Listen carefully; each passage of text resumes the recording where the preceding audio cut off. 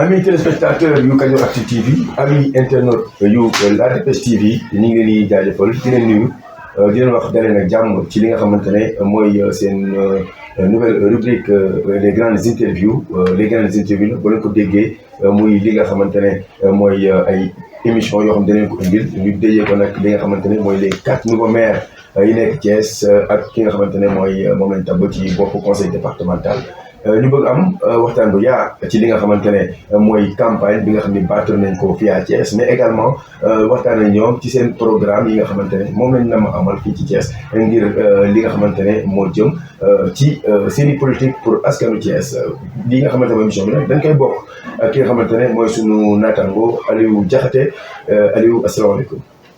maaleykum salaam Mohamed voilà ñu ngi nuyu téléspectateur bu La Dépêche TV ak téléspectateur bu Kadioractu voilà di leen wax rek ni si seen émission les grandes interviews yi nga xamante ni si ñaari organes ñoo ko seq muy La Dépêche TV ak Kadioractu TV tey nag ñu ñëw fii nga xamante ni si mooy R100 seet si fii ki nga xamante ni si mooy maître Ousmane Diagne bi nga xamante ni si élection yi ñu génn moom la ñu tàpp fii si diwaanu Thiès Est. Voilà Aliou merci gis ngeen mesdames et messieurs Aliou campé na li nga xamante ne mooy les débats ni nga ko waxee ñi ngi dalal ki nga xamante ne mooy maître Ousmane Diagne moom nag ñëpp xam ko ci li nga xamante ne ci campagne mooy la coalition Yewwi Askan Wi mu daal di gagné li nga xamante ne mooy la commune Thiès Est moom nag lañ am nam seqal waxtaan wi maître asalaamaaleykum. aleykum salaam Mohamed aleykum salaam Aliou. maa ngi leen di nuyu seen technicien yi ngeen àndal di nuyu ñëpp ñi nga xamante ni ñu ngi suivre à travers Kadioractu ak la Dépêche TV donc di ñaan rek lépp loo xamante ni waxtaane nañ ko fii mu nekk loo xamante ni dina jariñ askan wi di préciser nag apparemment vous êtes les premiers avec qui j'ai eu une interview après mon élection en tant que maire je crois que loolu aussi ça entrera dans les annales de l'histoire. Merci maître vraiment mu nekk précision de taille parce que loolu moo nekkoon objectif pour les grandes interviews c'est vous apporter li nga xamante ne mooy le meilleur des candidats waxtaan ak ñoom en aparté ñu toog à bâton rompu ñu waxtaan ak ñoom alors maître dañuy soobu ci waxtaan bi première question bi ñu bëgg a xam mooy soobu nga ci campagne 15 jours de campagne ñu noppalu benn bés xëy dem élection ci ngoon gi daanaka tendance yi feeñ ni yaa gagné mais est-ce que réellement résultat bu mel ni yaa ngi ko doon xaar. jërëjëf Mohamed je crois que résultat yi surprendre na peut-être yenn sénégalais yi wala yenn Thiessois yi même journalistes yi sax surprendre na leen mais man je dois avouer que man les résultats ne m'ont pas surpris et su ngeen interrogé woon mon frère et ami le docteur Babacar Diop. Il vous dira que durant, je ne parle même pas de la campagne, mais durant toute la pré-campagne, je lui disais que dañuy gagner. Xam nga boobu boo ko waxee dañuy gagner pour une ville comme Thiès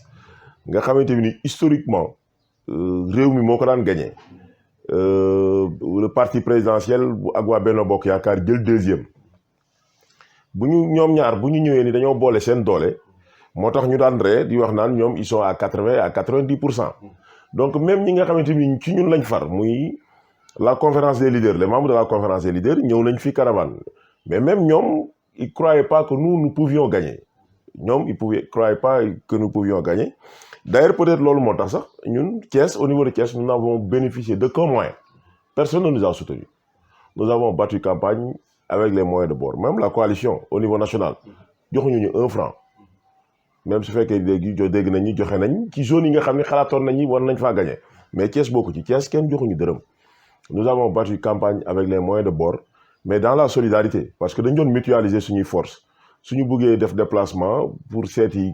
kii bu mag dañuy biram day ñëw ak ay ñooñam ku nekk indi sa oto docteur Mamadou Djité ñëw professeur Mboub ñëw docteur Babacar Diop ñëw ma jël sumay àndandoog sumay nit aussi ñi nga xamante ni ñoo ma def candidat ñu ànd ñun ñëpp def suñu caravane daal di dem donc ñun on y croyait dur comme fer qu'on pouvait le faire qu'on pouvait gagner et l'avenir nous a donné raison parce que nous avons gagné non seulement nous avons gagné mais nous avons gagné avec la manière waaw parce que fi ñu gagné la Thiès nga xamante ni nii ku ne bëggoon mës na ko nguur gi yàgg na fi def doole du temps du PDS le PDS a investi énormément d'argent pour gagner Thiès, il n'a pas gagné. Après, ils ont investi énormément d'argent pour gagner Thiès, ils n'ont pas gagné. Mais nous, des jeunes Thiessois, yoo xam ne dëkk Thiès juddoo Thiès yaroo Thiès investis sur des listes de Yewwi Askan Wi nous avons pu le faire, nous avons gagné.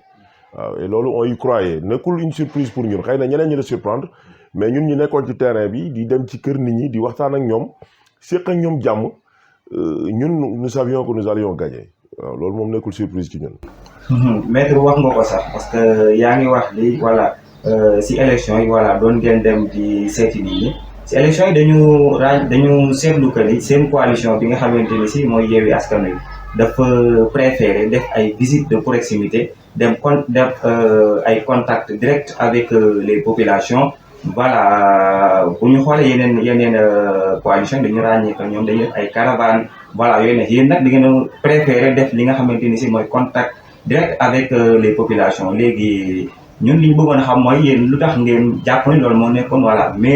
meilleure solution bi nga xamante ni si jàpp ngeen bu ñu ko defee dina am ay résultats yoo xamante ni si mooy comme résultats yi ngeen am tey jii. Merci Aliou mais xam nga les gens se sont trompés en réalité d'élection locale lañ nekk élection locale c'est-à-dire que élection locale ñu war a désigner des conseillers municipaux désigner le maire c'est-à-dire que yow bu fekkee dañ laa war a fal yow boo demul ci ñi nga xamante ni ñu ngi toog seen kër yor seen carte électeur di xaar jour élection bi pour ñu fal la mais doo falu nous avons compris très tôt que historiquement ñi mës a ñëw Thiès ñëpp di politique basé ko ci xaalis duñ gagné Thiès boo fi politique nga jël ko basé ko ci xaalis rek séddale ay nit xaalis doo gagné parce que ñun cette philosophie là la ñu am te njort googu la ñu am dañu mës a jàpp ni pour dem ci ay nit rek kaay votel ma liggéeyal la jarul joxe xaalis donc ñu doon wër di joxe xaalis ñëpp c'est en réalité élection bi passé na mais Thiès waay dinañ defal seen bopp jàngat bi c'est-à-dire que élection bi yu bëri def ci laxasu woon objectif yi bokkul woon ñun l'objectif a toujours été que nous sommes issus de quartiers populaires ay quartiers yu metti ay Bayal Khoudia Badiane ay Ersan ay Cité Lamy Darou Salam c'est-à-dire que tu peux pas habiter ces quartiers-là nga juddu tu n'es pas né avec une cuillère en argent say waajur amuñu woon alal yàlla dimbali la nga góorgóorlu ba am xaalis soo demee ba nga jàpp ni yow nga am xaalis ba pare jàpp ni yow da nga am xaalis nag soo koy investiraat c'est-à-dire que war nga koo xool avec la manière quoi mais l'arrogance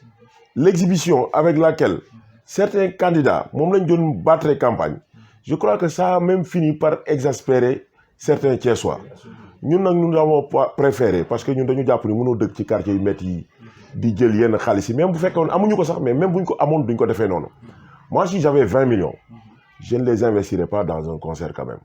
si j'avais 20 millions 20 millions peut réaliser beaucoup de choses il y a des coalitions qui ont dépensé plus d'1 milliard c'est la raison d'ailleurs pour laquelle quand ils ont perdu ils ne pouvaient pas en revenir ils ne pouvaient pas l'accepter parce que ñoom dans leur tête xaalis mooy battre campagne alors que xaalis battre campagne nous avons fait les 22 quartiers de Thiès et j'ai fait exprès parce que nous savions que nous allions gagner j'ai fait exprès chaque jour si vous suivez ma page Facebook chaque jour je précise que nous avons fait tel quartier tel quartier tel quartier et à chaque fois si vous voyez les photos que je publie sur ma page je suis entouré des jeunes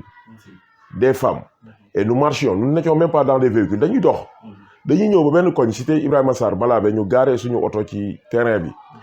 xale yi jël ay spécimens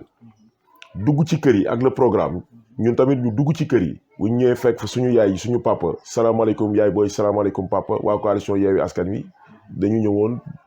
expliquer leen le programme et yàlla mi dara teewul tamit dafa def kër gu ñu dugg nit ñi dañoo jëppi politiciens yi ba tax na bu ñu gisee ñu ne ay politiciens ñoo ñëw rek ñu dégg soo da ngay ñëw boo fëggee ci kër boo duggee rek da ngay gis ñu fas seen kanam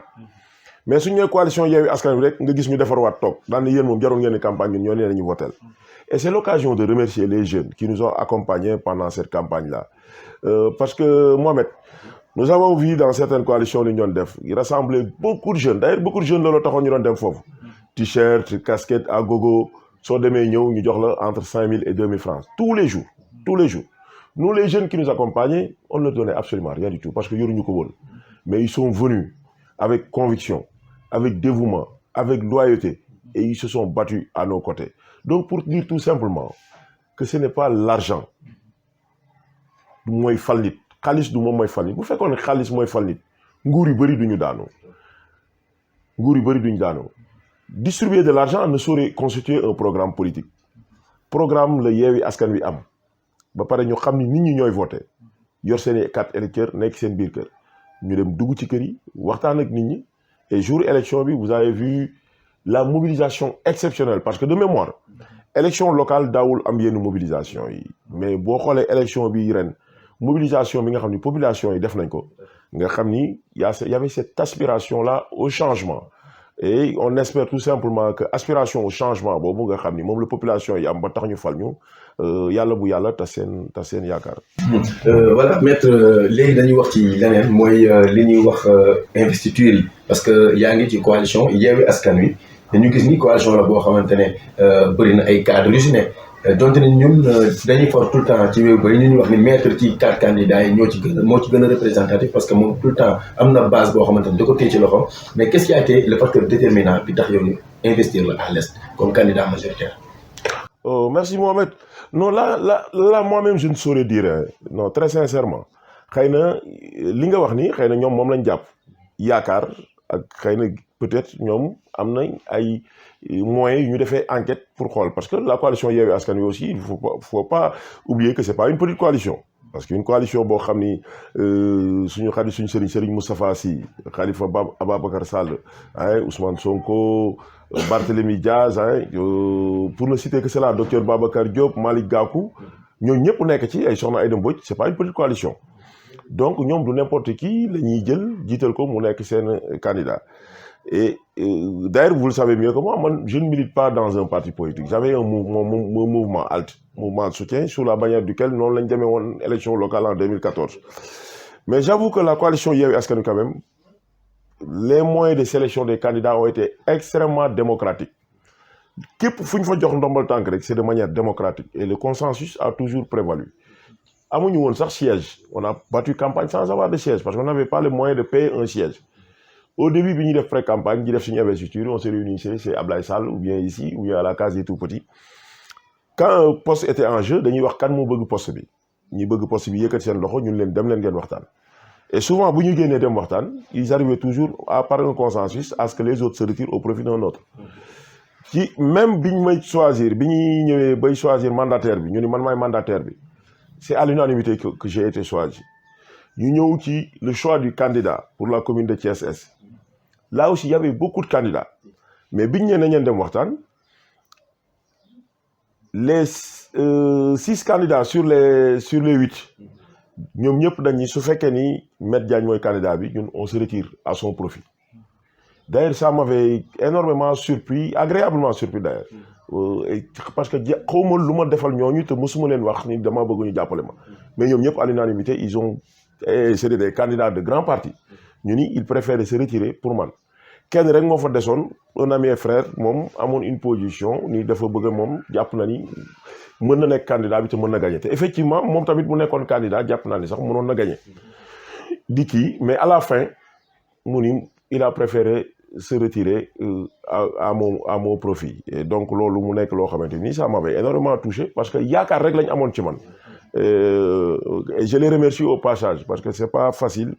ay nit nekk souvent ci kuréel politique yi day bëri xëccoo ku nekk naan man la donc yow boo ñëwee bokkoo ci parti politique nga dem fekk benn kuréel goo xam ne ay parti yu mag ñoo fa nekk yaara suturaal la defal la xéewal nga ñëw rek nit ñëpp ni boo bëggee yow bu dee yow la kenn xëccoowul ak yow loolu man ça m'avait énormément marqué parce que gis ngeen ci yeneen zones yi bëri woon doon na am ay xëccoo mais suñu bos ma candidature est passée comme lettre à la poste et loolu baaxaayu ñu ma ko séqaloolu la rek quoi donc te loolu dama ci remercier ñu ku mel ni Ablaye Sall qui a beaucoup du FSDBJ qui a joué pour beaucoup Adama Diawara du PASTEF aussi Omar Traoré qui est du PRP de Maître Moussa Diop Omar Mboup de PASTEF ñooñu joué nañ ci rôle yoo xamante ni rôle yu extrêmement important sans oublier mon ami et frère le docteur Babacar Diop donc l'ensemble des membres de cette coalition à l'est en ville comme au département dama leen ñuy remercier ci confiance bi nga xamante ni jël nañ ko teg ko ci ma modeste personne ba pare te defuñu ko ba pare di ma fakasal ils l'ont fait et durant toute la campagne ils m'ont accompagné Et ils l'ont fait avec loyauté, avec solidarité, comme les jeunes Ablaye Ndione du Pur ak Aziz, des jeunes extrêmement engagés. Ñoo xamante ni soo leen xoolee loo sonn da ngay redoubler d'efforts. Sans oublier mes jeunes frères de R100 qui se sont mobilisés de manière spontanée autour de ma personne. nga xamante ni lu ne dégg nañu ko xam nga mu coow yu bëri am ci ñu jàpp fi ñu jàpp rek xam nga jàpp ci te defuñu ko parce que dama leen defal dara mais dañ ko def parce que dañuy grand bi doomu R100 la te dañ ko war a soutenir et ils m'ont soutenu jusqu'au bout je les remercie de passage. mu mel ni maître si doomu R100 boobu nga wax sax si la ñuy ñëw parce que bu ñu xoolee fii nii si coalition yi nga xamante ni si ñoom ñoo fi nekkoon seen i adversaire ay doomu R100 comme yow ni nga nekkee doomu R100 choisir na leen si yeneen liste yoo xamante ni si bokkul ak liste yi ak la coalition Yewwi Askan Wi fii nii R100 ñu remarqué ni fi la coalition Yewwi Askan Wi daf fi gagné bu baax a baax yeneen liste yi léegi ban lecture ngay def si loolu noonu le fait que ñu choisir yeneen doomu R100 yoo xamante ni si ñi ngi si yeneen coalition voilà quartier bii di R100 fi nga xam ne fi la maître Diagne Ousmane Diagne dëkk voilà waa R100 voté ko bu baax a baax léegi ban discours ngay wax si loolu noonu. Merci beaucoup Aliou. En fait, peut-être que les populations du quartier, parce que R100 aussi, contrairement à une perception très erronée que certains ont de notre quartier-là, nous considérons comme un quartier arriéré, populaire et tout. R100, c'est un quartier de cadres, de personnes, de gens qui réfléchissent. Et ils ont très tôt compris que, mais candidature, c'était une manière pour eux, Wagny Dole Maître Diagne qui était le candidat d'une coalition à R100. Parce que parmi les gens dont R100 il faut à la vérité de dire que man kese maa ki nekkoon candidat pour être maire. Les autres, ils étaient candidats pour être conseillers. D'ailleurs, je les félicite de passage parce que ñu ci bëri ci ñoom nekk nañ ay conseillers apparemment. Donc man loolu laa doon ñaan. Mais man rek maa ki nekkoon candidat pour être maire. Donc c'est pas la même chose. Quelqu'un qui postule pour être conseiller et quelqu'un qui postule pour être maire, c'est pas la même chose. Parce que le pouvoir du maire, ce n'est pas le pouvoir du conseiller. Et d'ailleurs, vous aurez remarqué que c'est pour la première fois dans l'histoire politique qu'un fils de R100 a été élu maire. Et pour la première fois, dans un scrutin au suffrage universel. Nous, les 4 candidats de Yewwi Askan Wi qui sont devenus maires sont les premiers candidats les premiers maires à être élus au suffrage universel direct. Et ce sont aussi les plus jeunes maires de l'histoire politique de Thiès. Les plus jeunes maires, que ce soit le docteur Babacar Diop, docteur Djité, docteur Birame Souleye Diop, les plus jeunes maires de l'histoire politique de Thiès. Donc, lolu yakar la. Te lolu wa R100 comportement bi ñam yalla mi ma tim xamna ni man ça m'a surpris parce que man japp na ni fuma dem dañ may gëreum ak di sante ya ma defal li ya ma defal lé. Mais ligne de FIEP, c'est parce que nous avons c'était notre devoir de le faire. Parce que nous sommes nés, nous avons grandi dans ce quartier-là. C'est un quartier qui manque de tout, mais un quartier le beau xamanteni ay gor ñofi deuk, ay nit yu bax ñofi deuk. Parce que moi j'ai l'habitude de dire que R100 c'est un gros village. Nos parents se connaissaient, nos mères se connaissaient, dañ doon demalante. Nous sommes nés ensemble, nous avons grandi ensemble. Politique nak mo démé nonou, c'est-à-dire que les politiques dañuy fekk ño xamanteni des gens qui ont toujours été ensemble, des amis. À défaut de pouvoir avoir Mohamed, nous devons tout badiar qui Aliou pour les séparer. Les politiques, c'est comme ça qu'ils fonctionnent. Les politiciens traditionnels, c'est des gens sans scrupules. Xoluñu mag doom ak yaay xoluñu papa ak doom ñom luñu mëna def ñom l'essentiel sen calcul moy ñom lañ am luñu bëgg bu ñuy tas famille ñu tas famille bu ñuy tas xarito ñu tas xarito mais moi je suis de ceux qui pensent que politique nous interférer sur les relations amicales, sur les relations familiales. C'est-à-dire que quand on fait de la politique, il y a des choix à faire. Chacun peut faire un choix. Ñaari nit mën nañ bokk ndey ak baay kii bokk fee mais bu politique bi jeexee jeex na. L'essentiel mooy buñ koy def nañ koy rafetal parce que à vouloir gagner coûte que coûte ba tax même boo xamulul nit ki dara ngay inventer, des gens ont inventé parce que ça aussi il faut le souligner. Il y a eu des fissures au sein du quartier durant cette campagne électorale, durant ces élections. Des jeunes frères ñi aw nii ñee aw ne des fois nga dégg ay échauffourées te loolu lépp certaines personnes ñoo ko entretenir di wax ay wax yoo xamante ni en réalité dañ ko doon inventer di bëgg a déstabiliser un candidat parce que souvent quand tu es candidat tu peux pas passer tout ton temps dans le quartier parce que moi je suis pas le candidat de R100. Je suis le candidat de Yewwi Askan Wi pour la commune de Est. Donc je devais sortir du quartier pour aller battre campagne dans 22 quartiers. Les gens s'organisaient de sorte que quand je sors pour aller battre campagne, eux, ils étaient dans le quartier, ils entraient dans les maisons. Certains même, bon, racontaient, or nous, depuis tout jeune, nous nous sommes battus pour être libres. La maison là ne c'est pas comme ça. Je l'ai dit tantôt. Le papa n'était pas un homme riche. Moi, j'étais bon footballeur, mais je n'ai pas eu la chance. Je n'ai pas eu une enfance comme les autres enfants. Parce que quand je me réveille le matin, fii amul robinet damay dem rootali suma yaay soo rootee ba pare nga ñëw sangu dernier show bi j'aime à le rappeler moom ngay sangoo nga dem jàngi bu vacances jotee quand les autres jouaient au football dem di football ay cadet R100 cadet Diso cadet Bantous moi je pouvais pas le faire parce que le vieux day dem chantier j'étais obligé de l'accompagner dem chantier dem takki fer liñ may mandat boobu ñu may jox chantier yooyu laay dajale suma école des tijji ci laay jënd samay fourniture ci laay fay sama inscription le soir su ma ñëwee maag suma gars yi ci laay jënd ataaya pour que ñun ñëpp ñu naan parce que man maay dem chantier gars yi ñoom ay élèves lañu woon te c'était des fils de fonctionnaires donc très tôt j'ai appris à être indépendant et yàlla mi ma tiim dimbali na ma ba pour nga gis nit koo xamante ne nii mun na taxaw mu ni kat Maître Diagne kat bi mu nekkee xale maa ko defaloon lii maa ko defaloon le bon du ma ni amul de parce que ku nekk tamit dimbali nañ la mais jàpp naa ni bëriwul parce que très tôt j'ai su prendre mon indépendance parce que xëy na boobu yàlla lu mel nii la ma doon xaaral te souvent les gens aiment à attendre que nga jéem a am dara wala def dara ñu kii de léegi parce que pendant cette élection là quand même lu nekk façon discours bu nekk dégg nga ko fi discours bu nekk da nga ko fiy dégg mais yàlla mi dara tëwul def na li gën waaye les waa R100 seetaanuñu ma parce que ñu tete la ça il faut le préciser je ne dis pas parce que R100 laa dëkk parce que aujourd'hui je suis le maire de toute la commune de Thiès Est mais ñuy tete le vote de R100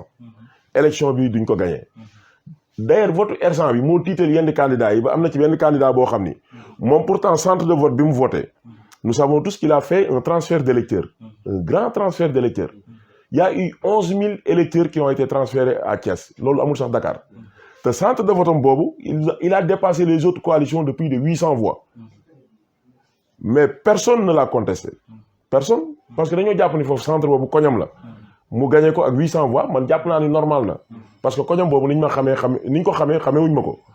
mu ñëw suñu centre ñu dépassé le deuxième de 1050 voix parce que moom toppul sax suñu ginnaaw Benno Bokk Yaakaar moo topp suñu ginnaaw ñu rawee ko 1050 voix ñoom ñuy wër di yàq der naan dafa am ay bourrage d'urne R100 dañuy kabasal dañuy annuler bureau yi dañuy def lii jël réseaux sociaux yi dem neexal une certaine presse ñu topp ci depuis pendant des jours ils ont tenu en haleine mais comment aujourd'hui coalition Yewwi Askan Wi nga xam ni c'est la coalition la plus surveillée par l'État parce que on la considère comme l'opposition la plus radicale nan la mun a sàccee ay élections wala mu bourrer des urnes dans un centre de vote dans un bureau de vote où il y a 15 listes 15 représentants de liste 15 représentants de liste yu toog nii ku nekk di xool isoloir bi nekk nële waa SEDA toog nii le président du bureau de vote toog nii waa Yewwi Askan Wi Ousmane Diagne ñan la mën a bourrer ay urnes et le fait sur 16 bureaux de vote 16 bureaux de vote à peu près c'était le même score parce que dans les bureaux de vote quand Yewwi avait 120 130 le deuxième avait 43 52 booy bourrer kay xëy na mais du bourrer mën ngaa sàcc ci benn bureau mais 16 bureaux c'est parce que dañoo doon nelaw ils avaient quoi compris que waa R100 ñoo jug mobiliser wu autour de leur fils autour de leur neveu autour de leur frère et loolu may wax ni waa R100 li ñu def noonu duma ko fàtte mukk xëy na mës na ci am ñu ma defal dara de mais dama leen di ñaan rek ñu ñaanal ma ba yàlla mi dara tëwul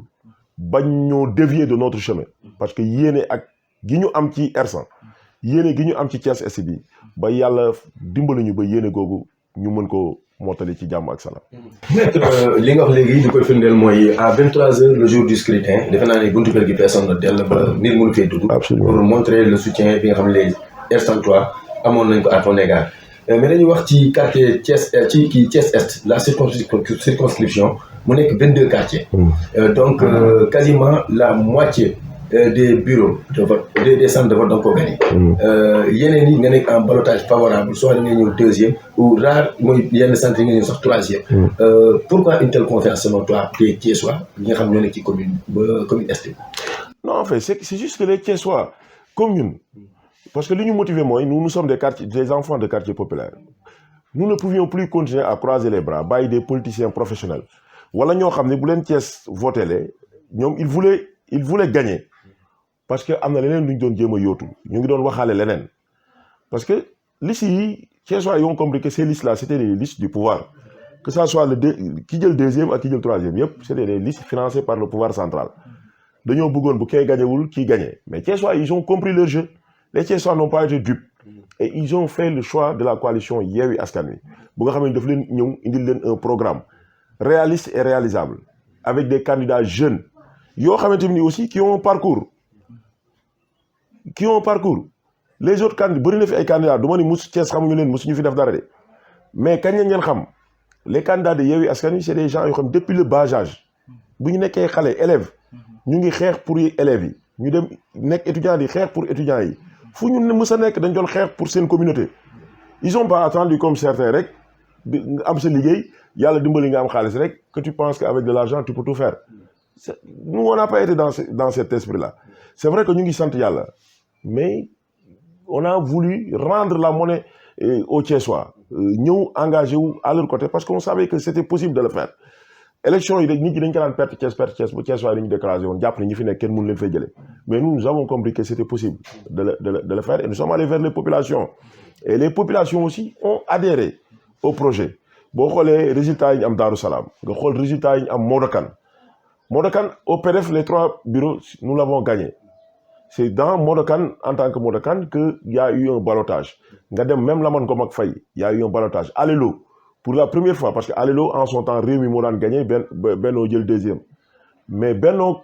Rewmi ànd Yewwi ñëw yóbbu leen en ballottage à Sampaate Yewwi a raflé la mise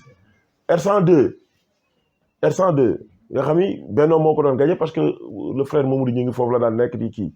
Yewwi a raflé la mise aux Parcelles Assainies unité 1 unité 2 tous les centres de vote Yewwi les a raflés boo demee au nord à Madina Fall il y a même pas eu de contestation.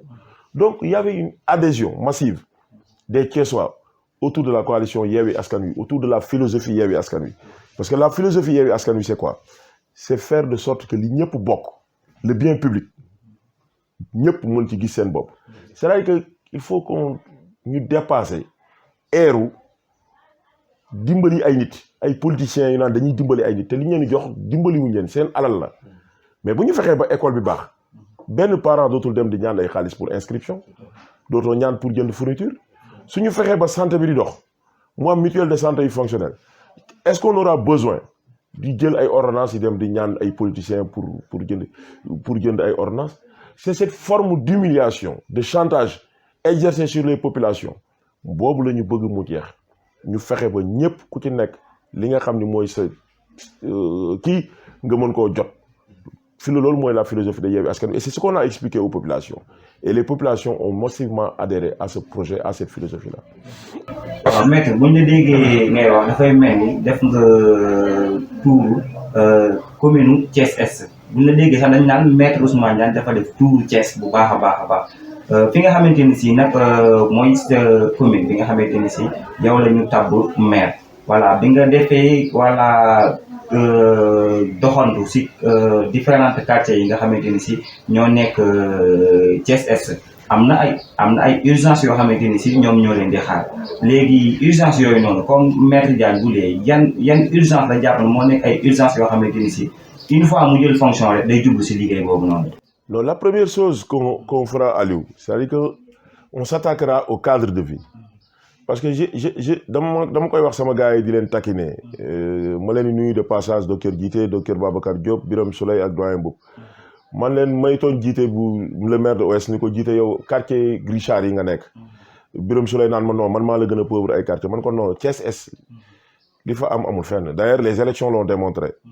ñun nous sommes à plus de 7000 voix ñoom Thiès Nord 5000 et quelques Thiès Ouest 4000 et 4000 donc Thiès Est c'est la commune la plus populaire de Thiès lépp ay urgence la fii à Thiès la santé l'éducation le cadre de vie l'environnement le sport lépp ay urgence la mais parmi ces urgences dafay am ay priorités et parmi ces priorités le cadre de vie c'est-à-dire que xar kanamu Thiès Est bi nu mu nekkee banlieue actuellement loolu on va devoir s'y atteler le plus rapidement possible l'assainissement à dans des zones comme kër Ablaye Yakhine à Darou Salam l'éclairage public à Silma surtout les cimetières de Silma loolu c'est une extrême urgence à Silma et à Kër Dago mais leneen loo xamante ni ce sera l'activité phare de notre mandat mooy l'immatriculation et le lotissement de certains quartiers c'est-à-dire que Thiès Est dafa bëri kër yoo xam ni kenn immatriculé wu leen amuñu këyitu kër et l'expérience que j'ai eue quand j'étais au tribunal d'instance de Thiès dans les affaires successorales a montré que des fois borom kër di nga gis borom kër gu génn àdduna doom yi def miraas kenn jënd ko ba ko def ci turam mais du ko man parce que kër gi amul këyit des fois nga leen indil këyitu kër gi ñu indi la benn genre acte de vente bu ñu def de sous-signé chef de quartier de tel signature ki signature ko loolu du acte de vente loolu du acte de vente c'est pas un acte de vente kër day am këyit mu nekk un acte administratif ay acte administratif attestation des impôts du receveur des impôts un bail un titre foncier yooyu le permis d'occuper yooyu am na ay kër maintenant on va s'atteler à ça parce que je crois que am na une expérience qu'on avait fait on avait formé des jeunes ci loolu bañ am ci ay attestation ça permet non seulement de créer de l'emploi ces jeunes là mais aussi permettre aux familles là ñu am seen kayitu kër et permettre aussi à la mairie d'avoir des ressources loolu aussi ce sera loolu moom mooy kii bi nga xamante ni durant notre mandat on essaiera de le faire et c'est pas seulement à Kër Ablaye Yakhine à Darou Salam Mbambara même des maisons de R100 Silma Cité Niar Cité Pilot il y a énormément de maisons de la Thiès Est majoritairement voilà commune bi nga xamante ni man les premiers quartiers de Thiès voilà. Absolument donc yooyu moom loolu on s'y attaquera et sans compter nag le projet rêve que nous avons de transformer le stade municipal Ndiaw Macodou Diop en un centre en un stade omnisport ay boobu moom c'est un projet c'est un rêve et inchallah avec nous allons trouver les partenaires qu'il faut et les investissements qu'il faut pour le réaliser li ñu ñaan daal mooy yàlla bu ci cat dugg parce que yéene gi bëri na et je sais que quand on a la volonté le reste ça peut venir très très très facilement quoi inchallah. ñu wax ci circulation un peu maître mooy gis nañu ni Thiès Est bokk na ci zone yi ëpp embouteillage notamment rond-point Sonadis ak yu mel avec la présence également de moto Jakarta yi nga xam ne bëri na fi lool tey lan lañ mën a xaar côté boobu pour vraiment ñu adoucir la peine des Thiessois ci tali bi. xam nga moi c'est ce que je vous ai dit tout à l'heure pendant la campagne les candidats ont mutualisé leurs forces et nous avons la chance d'avoir tous gagné mooy ñun ñuy àndoon ñëpp dañoo gagné suñu communes yi donc les maires on travaille ensemble on va mutualiser docteur Babacar Diop le maire de la ville pas plus tard que hier bi ñuy waxtaan mu ngi koy wax muy la première chose bu muy def mooy installer des panneaux de signalisation à travers toute la ville de Thiès des panneaux de signalisation parce que figurez-vous qu'à Thiès il n'y a pas un seul panneau de signalisation pour une ville comme Thiès c'est extraordinaire donc suñu fexee ba ñu def loolu gis nga tali bi jógee buntu Balabé monument Balabé bi longer le rail génne Diamaguène Sampaate jëm cité Kër Khadim gis nga suñu fexee ba tali boobu fonctionnel parce que ñi jëm ville ñëpp tali centrale bi la ñuy bëgg a emprunter parce que amuñu feneen fu ñu jaar mais am na ñoo xamante ni dañuy ñëw ba foofu jàdd dugg Diamaguène wala jàdd dugg cité Pilot su tali bële baaxee ils n'auront plus besoin nga jógee Seras jaar ci tali centrale bi pour dem cité Pilot donc tu empruntes l'autre route am na ñoo xam ni ils veulent aller vers le sud le stade Lat Dior pour jëli autoroute à péage bi bu ñu fexee ba tali bi jógee Seras fële ci pont Silma bi continuer Parcelles Assainies baax je crois que boo jógee tey Nimzat cité Kër Khadim Ngoumsane pour dem Grande Sanding wala Parcelles Assainies tu n'auras pas besoin d'emprunter la route là pour dem donc ku nekk ñi bëgg a jóge fële dem fële la ñuy jaar ñi bëgg a jóge fële dem ville fële la ñuy jaar ñi bëgg a dem nag kii et loolu ça permet de désengorger et loolu je crois que mën nañ ko def population yi adhéré ci ñu fexe ba tabax Thiès gu bees Thiès goo xamante ni nii nit bu yëgatee ci Jakarta yor kaasu café Touba bu ko naanee ba pare comme on le voit souvent nga jiitle Jakarta nga gis nit ki yor café tubaab naan koo pare sànni ko ci mbedd bi loolu dinañ ci liggéey ba nit du réflexe lay nekk ci nit ñi kenn dootu ko defati parce qu'on essaiera d'installer ay poubelles un peu partout dans toutes les artères de Thiès pour que nit ñi di am ce réflexe là ku ci yor mouchoir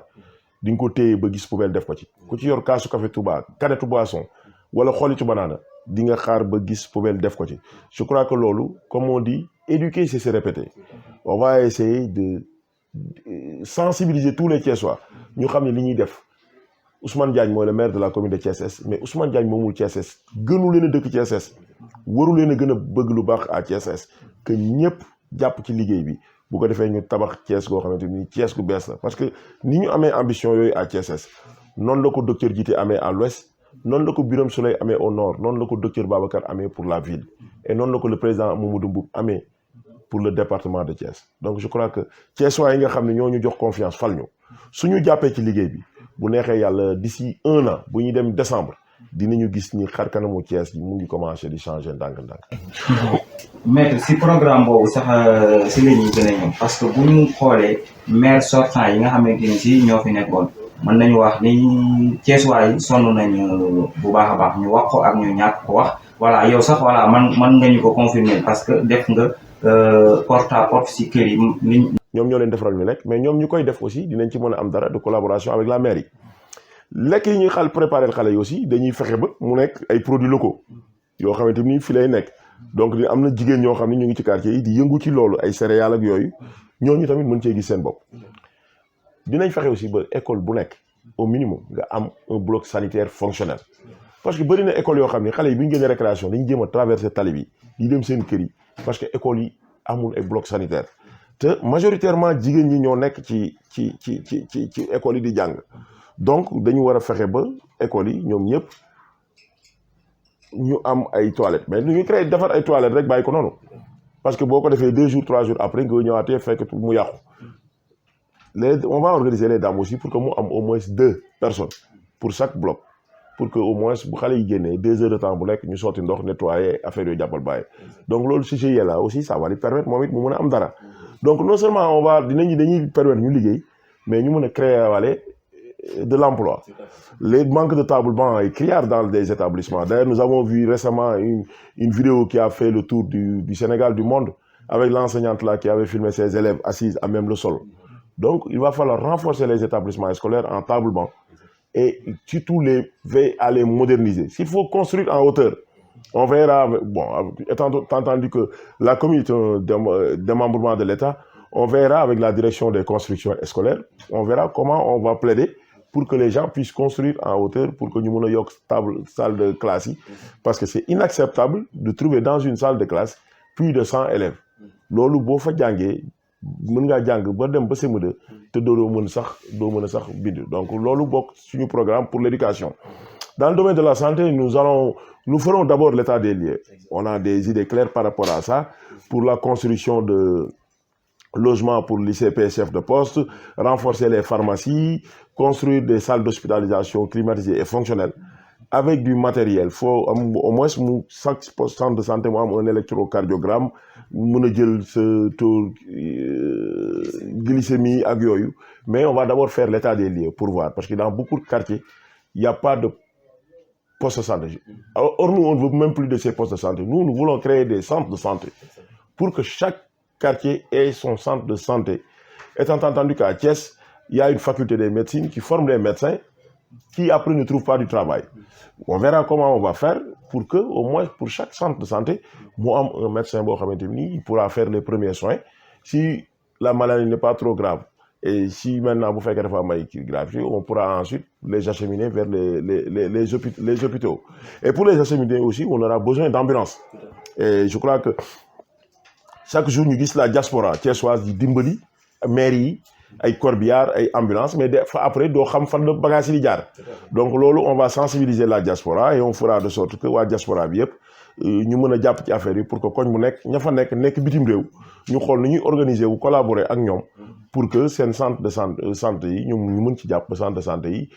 di mëna fonctionner. Voilà les deux grands secteurs yi nga xamanteni l'éducation et la santé ñom ñoy nek les secteurs prioritaires au cours de ce mandat-là. Maintenant, on n'oubliera pas le sport, on n'oubliera pas le cadre de vie, parce que le cadre de vie, on a des idées claires et nettes. Et Inch'Allah, dès après notre prise de fonction, on va s'y attaquer. Et Koudiar Kies,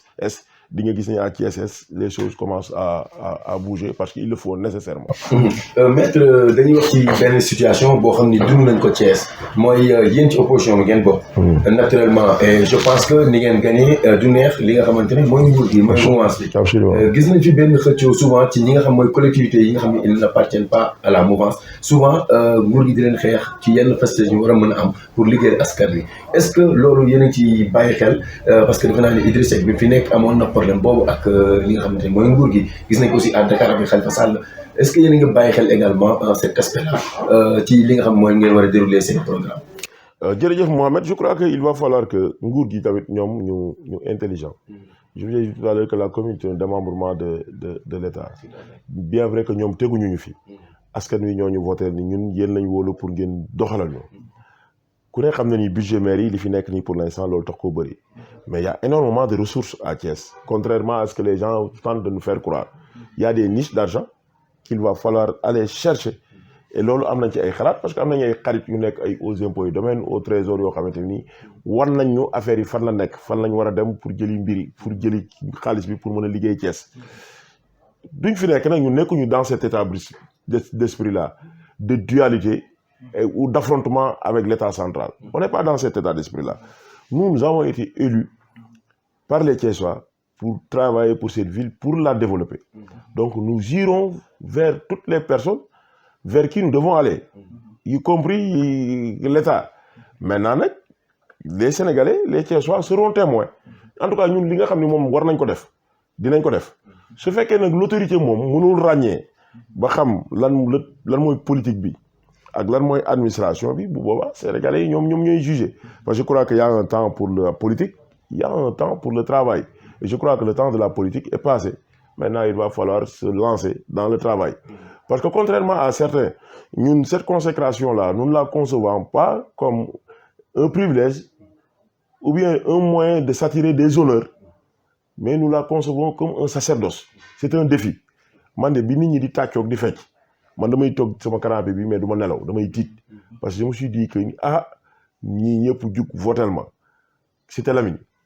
mobilisation bi ma fa gis école Ablaye Yakhine mobilisation bi ma fa gis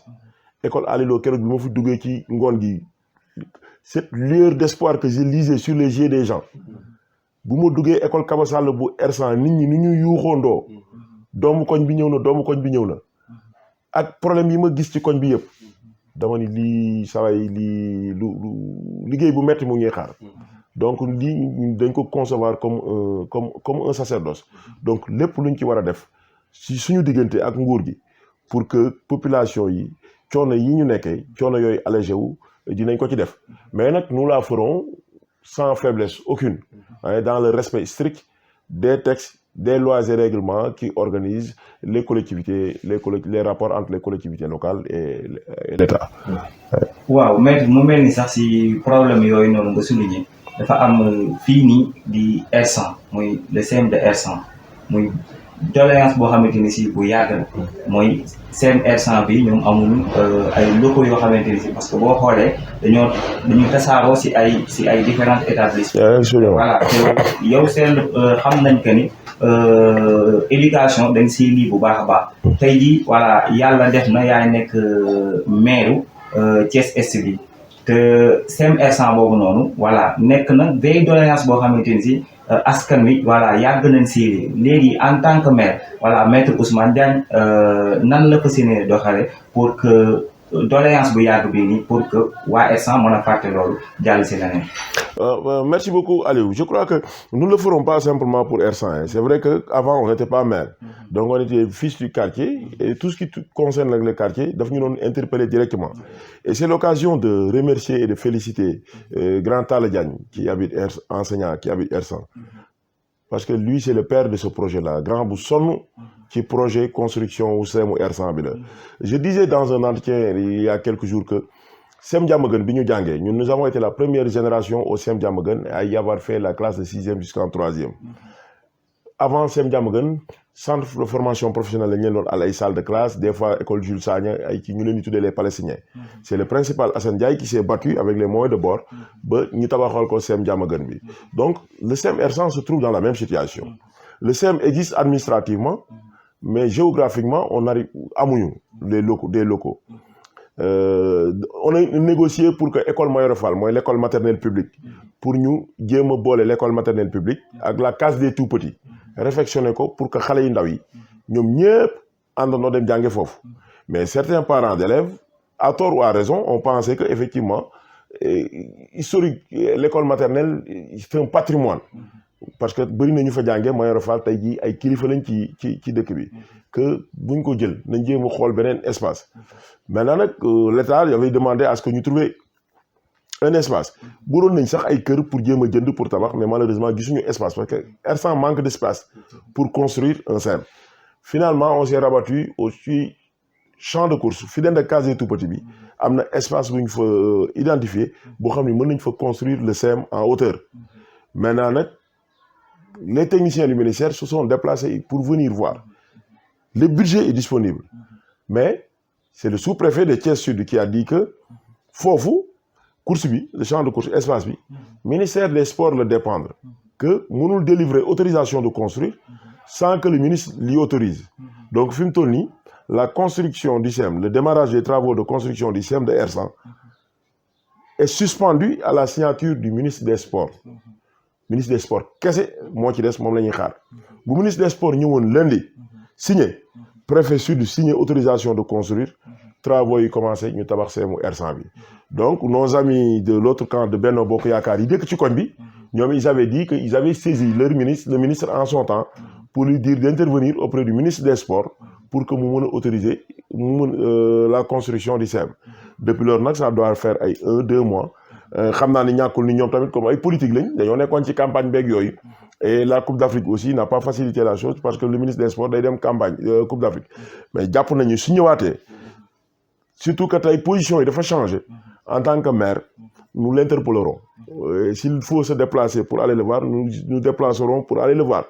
bien que nag la construction et la gestion des CEM relèvent du conseil départemental mais ñun en tant que fils de ces quartiers là dinañ ci def ay intervention pour que loolu mën a yemb et duñ ko yemale rek R100 quartier yëpp yi nga xamante ni nii amuñu CEM wala amuñu deuxième école primaire wala amuñu poste de santé foofu yooyu yëpp dinañ fexe ba xale yi duñu génnati seen quartier yi parce que su quartier bi amul dara rek dañuy koy jéggaani su jéggaani amee transport bi day posé wu. Mais si tout se trouve dans le quartier bu nekk yor sa CEM yor sa école primaire 1 ak 2 hein yor un poste un centre de santé fonctionnel je crois que loolu ce sera un bon début en attendant nag ñuy gën a creuser di poser d'autres jalons pour atteindre l'émergence. Voilà maître dañu gis ni y a beaucoup de maires yi nga xamante ne daanu nañ tey joxoon leen baaraamu tuuma ci gestion boobu ñuy wax gestion clanique maanaam jël seen i ak yu ni mel wala di def gestion te fàtte yeneen gox yeeg goxaat yi tey yow yaa nekk maire de 22 quartiers ndax mën nga ñu dox benn garantie que donte dégg nañ ko léegi say wax ni que si sa gestion incha allah tous les 22 quartiers de Thiès Est nañ ci bénéficier wu. jërëjëf Mohamed je crois que gis nga man dama bokk ci coalition boo xamante ni